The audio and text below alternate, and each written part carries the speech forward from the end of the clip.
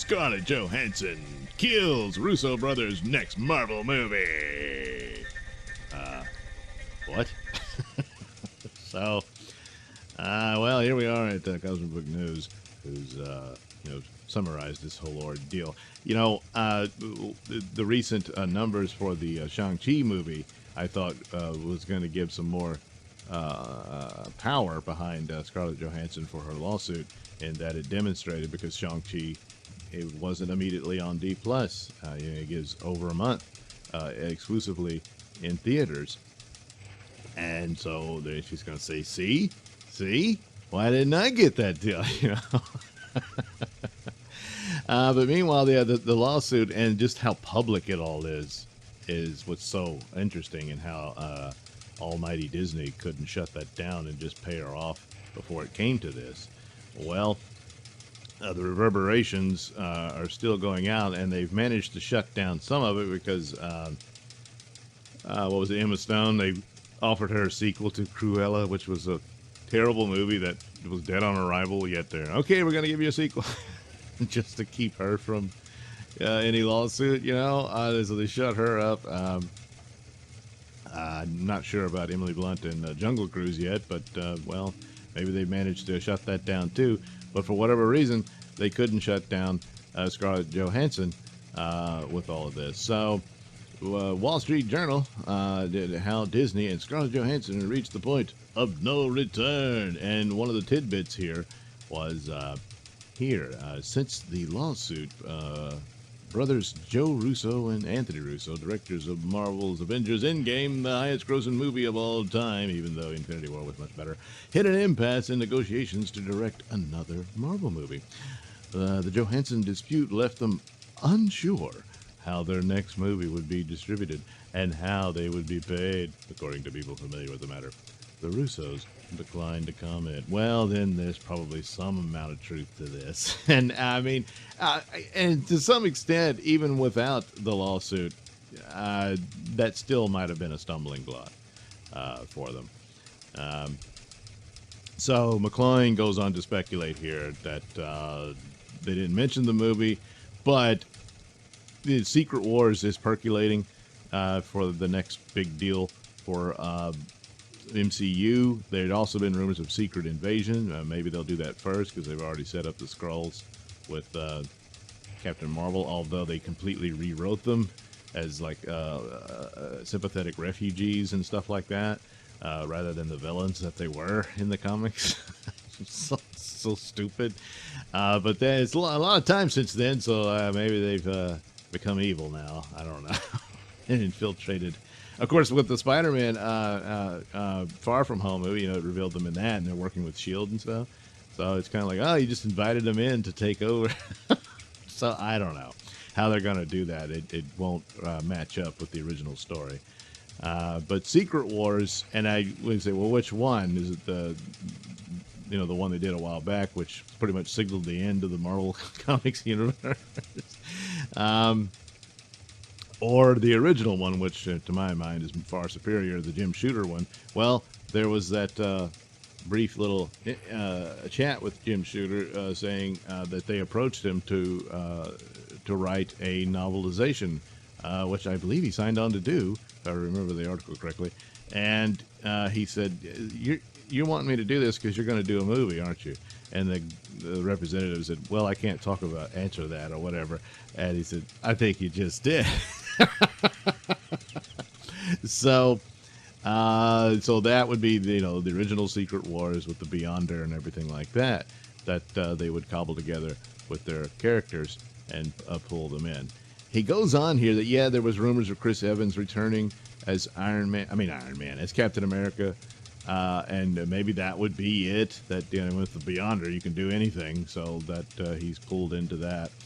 And that would be the movie that he could return to, kind of stealing thunder from their new Captain America, Anthony Mackie, despite just ignoring his own superhero identity. But, that's the thinking of today. Anyway, and of course said, the Russos teased Evans wasn't done with Marvel just yet. Well, they may have had some ideas and what they wanted to do, but now there's all this mess with the lawsuit. from ScarJo here, and so that might be kind of spoiling the pot for all those plans, you know. But well, yeah, you should have honored the deal. Now it goes into it here where there might be some trouble for ScarJo here. That she thought the movie would hit $1 billion. Um, I'm dubious of that, especially since having seen it, I don't think it's all that great. Uh, she didn't write the thing, so it's not her fault. But yeah, and then the way they marketed it with misandry and whatnot, it was just really stupid. But that's Disney for you. So Scarlett Johansson and her team were asking Disney for $100 million as a starting point for Black Widow getting released on Disney Plus. Based on calculations, the movie would make $1.2 billion at the box office. But obviously, Disney didn't agree with that number. Once it was filed, yeah, in the post outbreak times, it you know they're gonna Disney has their strongest case is that.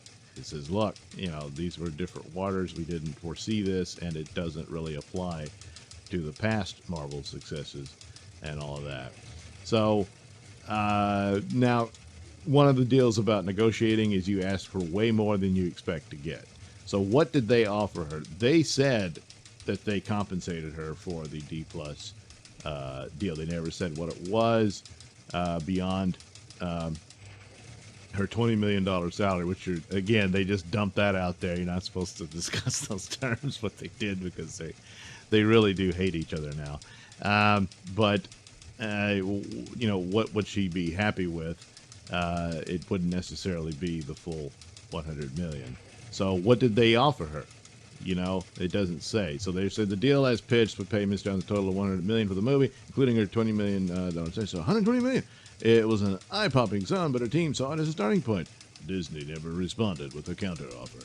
Now, earlier they did say so did they offer this ahead of that, as saying, well, here's the deal. We're going to release it simultaneously in theaters and D+, and here's some little some cash here on top of that. So on top of the $20 million. So what was it? I don't know what the dollar amount. Obviously, it wasn't enough to her satisfaction. She demands $100 million. So somewhere in between that, it might have been the deal. But at the very least, it should have given it some time to be exclusive to the theaters. So it probably could have avoided this, but for whatever reason, they didn't do it. And then just a couple of months later for Shang-Chi, they do exactly that. Shang-Chi has 45 days exclusive to theaters, and then it'll be on D+. So why didn't they do this? Now, at the time, I know especially Cosmic Book News here just doesn't want to hear anything about COVID being a factor, but it kind of was at the time she was released because Delta, the panic over Delta variant was there to somewhat, not like it was initially like last year when this whole thing started.